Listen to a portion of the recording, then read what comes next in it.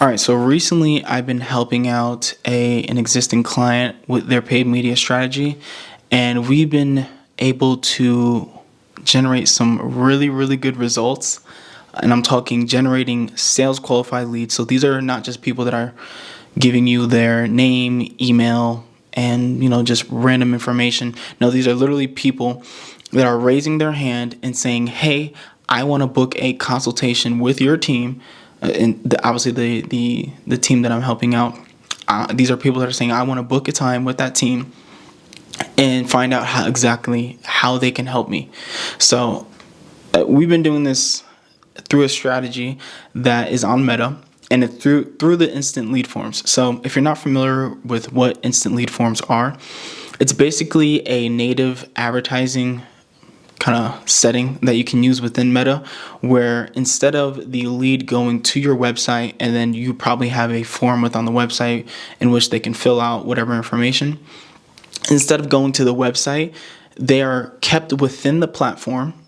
And so this is as native as it gets, right? They are kept within the platform, and a form will pop up while they're still in the platform, and they're able to then fill out the form on the platform instead. And I've been finding that it generates a lot higher of a conversion rate compared to sending traffic to the website. Now, granted, right, most people that have been running these instant lead forms, and even myself personally, have been getting kind of junk leads or unqualified leads, right? That has happened to me before. And even with this client, I was getting unqualified and or junk leads when I was initially starting out. But I'm going to explain in this video exactly how I stopped generating unqualified leads and started getting sales qualified leads, but all from a lead magnet that traditionally would just get you marketing qualified leads, right? So I'm going to break it down within 5 steps. So the first step is that you obviously need a good lead magnet that your audience actually wants, right? What has been working for me is that it's a lead magnet that's more so custom and is a tailored solution. Now, the reason why this has been working out is because the lead magnet in itself, I'm asking for more information, more contact information, and I'm asking more general information about the company that I'm collecting for myself, right? Or collecting for that business. Now, if you just do that with a PDF or a checklist or an ebook, just like these regular lead magnets that most businesses are running. And again, this is, and just for clarity, this is a B2B business. They are a fractional CMO company, fractional CFO, sorry. They are a fractional CFO company, and the company is called CathCap, right?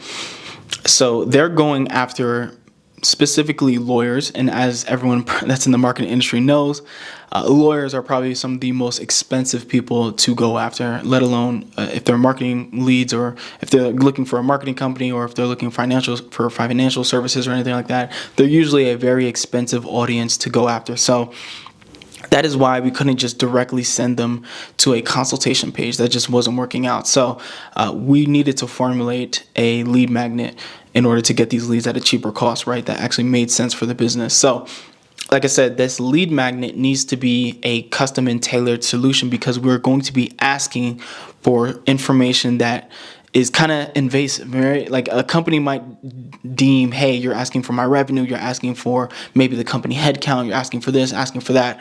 What do you need all this information for? If I'm just getting a PDF, or if I'm just getting an ebook, or whatever the lead magnet may be, the traditional lead magnets, if you try asking for all that information, usually you're going to have quite a low conversion rate. So that's why I made it and that's why you need to really make it a custom tailored solution, because you're going to be asking for information that's going to be related to what they will be getting. So in this case, the lead magnet that I came up with is a business valuation. So it's like I said, they're working with lawyers. Their main audience are lawyers. And what they specifically can help a company do is position their business to be able to sell for the most amount of money possible. So that's a very unique thing that they do, right? So you kind of also need to have like a business that does something of value, of high value, right? you got to think about this. A company could be selling their business for like 3 million, 5 million, $10 million, right? And so they obviously want to get the most amount of money possible. So positioning their business to be able to get the most amount of money possible is a very high value offer. By investing a couple $100,000, they may be able to make a couple more million when they are ready to sell. So we decided on the lead magnet being, hey, we're going to help you determine what your business is currently worth at this point in time, right? And they did this. It wasn't just it's custom because we were able to do it with a calculator. So they would be taken to a page where they can put in their business information, and then the calculator will spit out a number, and that is what their business is currently worth, right? And they would also, I also layered on a free chapter of the founder, not the founder, I think I'm getting this wrong, but basically the company has a book that they've also written teaching law firms how to position their business to get the most amount of money possible. So as step one, you need to have a good lead magnet. And this lead magnet, I've had this actually work for a business broker, right? So a business that helps other businesses sell for the most amount of money possible, kind of. But this company works specifically with law firms, so I already knew it worked with the business broker, so it worked really well, especially with this company too. And like I said, they're a chief fractional CFO company, so worked with them. And so you need to have a good lead magnet. Step two is that you need to have a good ascension or kind of a next step offer. So for this example, I'm going to keep just talking about this example. You can book a consultation with them, but this is not just any consultation. Hey, this is a call about how we are going to position your business to be able to sell for the most amount of money possible. So I basically asked the person within the form, and this kind of is leading into my next step here, but you need to have a good offer because you're going to be asking the person within that form. So the form that they're going to be filling out in order to get the regular lead magnet, like I said, it needs to be a lead magnet in which it requires some information from the business in order to give that person the best response, or to give them the best, I guess, results of the lead magnet as possible, right? To give them the best results. So within the questions, you're going to be asking them, hey, would you be interested in doing this? Would you be interested in talking with one of our team members to be able to position your business to sell for the most amount of money possible? It's almost like an obvious question. It's like, yes, like, yeah, I would be interested, right? And then this is my third point, which kind of alludes to what I was saying in the second point, which is that you need to make sure that your form has very strategic questions, right? Don't just ask any question on the form in order to make it harder or create more friction so that the junk leads that usually fill out the form don't come through, right? You need to be asking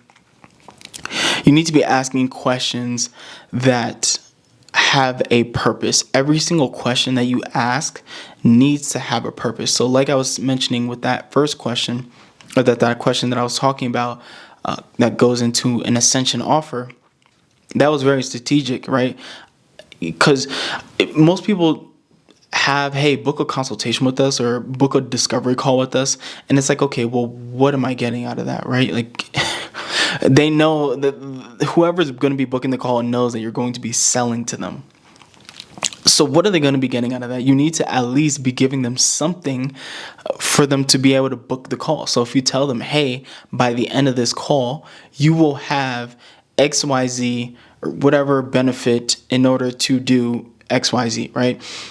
Your actual discovery or your consultation needs to have a benefit to it within itself. And you need to be able to clearly explain that, or at least have a question that can allude to the benefit that they would get from booking that discovery or consultation call, right?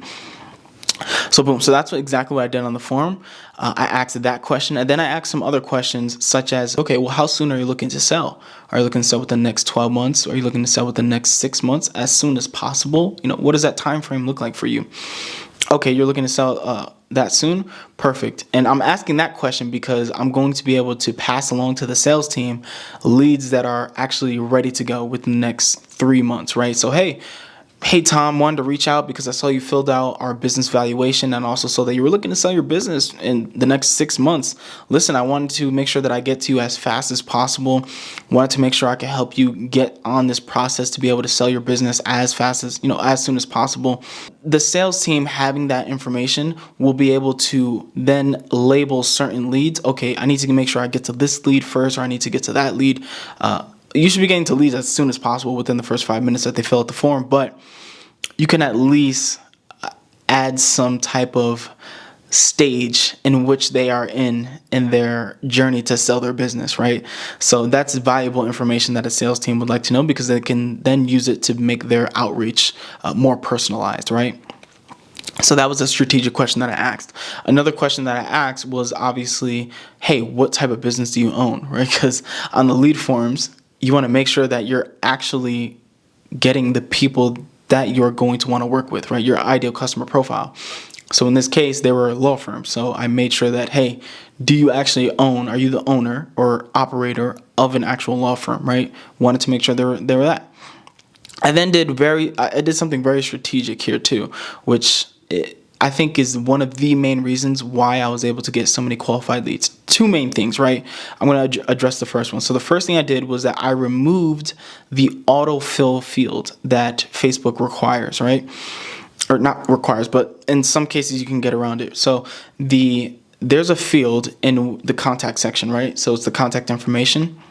It's usually the first name, full name, phone number, zip code, location, wherever, all those type of questions, and they're auto-filled by Facebook. I actually removed it and I put those exact same questions within the custom questions. So I left it as a short answer field, as a short answer question, and I said, what is your first name? What is your last name? What is your email? What is your phone number, right? So I required them to actually type it in. So that in itself, literally the next day that I did that, I had reduced the amount of I reduced the amount of junk leads that I got to basically zero.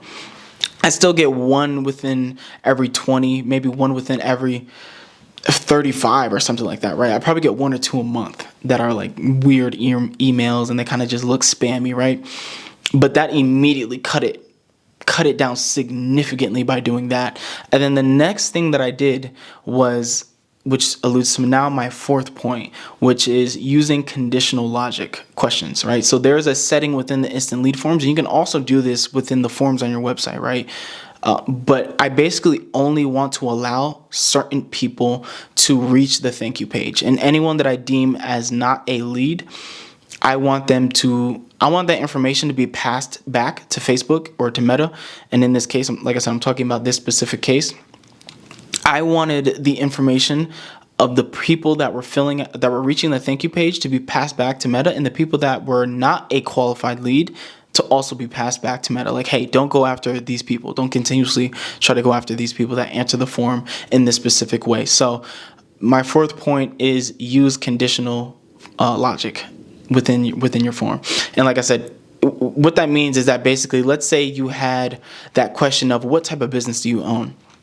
And in my case, they only worked with law firms. So I asked, what type of business do you own? Is it a law firm? Is it a e-commerce company? Is it this business or is it that business, right? Or other, all right? And anyone that would be labeled as other, e-commerce, or whatever else, I would send them to a non-lead thank you page saying, hey, thank you for your interest. It does not look like you are the type of person that would actually even benefit from a business valuation.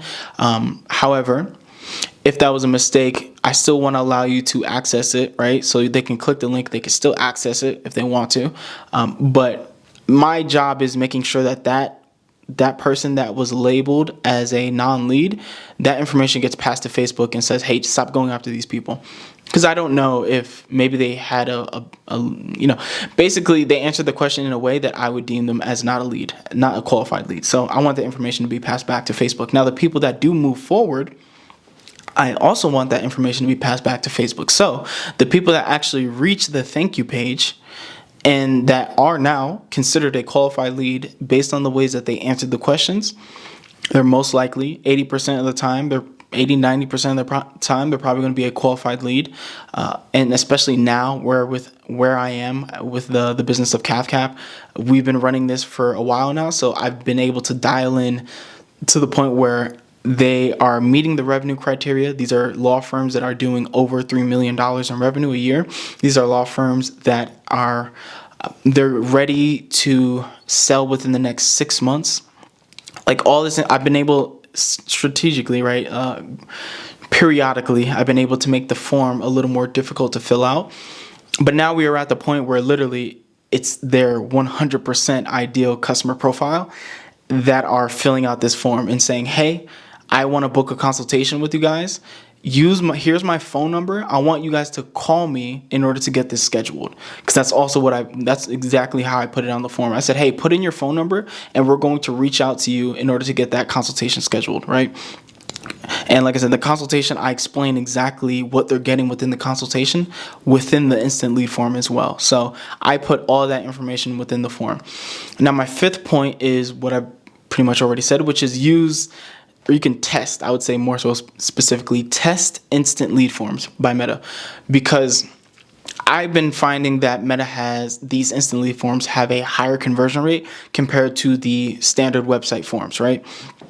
And with these instant lead forms, you can test something, you can change something instantaneously, right? So sometimes let's say you have a landing page and you have a web developer, and the web developer maybe is overseas, and then you're trying to communicate with them, hey, I need to get this change done. They're only able to get it within the next 5 days or something like that. Maybe the change doesn't look how you want it to look. There's so many little things that come with having just a landing page or a separate website, that the instant lead forms, you change one thing and you get it uploaded right then and there. Like the style and the design is the exact same, and there's just fields that you would change. So it's very quick to get something new up and running. So if you know that you have a new word, if you know that you have some verbiage that you think would work really well, you can test that out almost immediately. So that's what I like about instant lead forms, because I work with a lot of clients where, hey, trying to get the landing page changed is always a process. For whatever reason, it's always a process, especially if my company is not managing the design and the implementation of the website. So if that's the case, then I want to have something that I can immediately change when I need it to be changed. And if I have an idea, then I want to change it as soon as possible. So I like using the Meta instant lead forms specifically for that reason as well. So those are the 5 steps in how I got this company to, and how I'm using literally lead magnets to get sales qualified leads.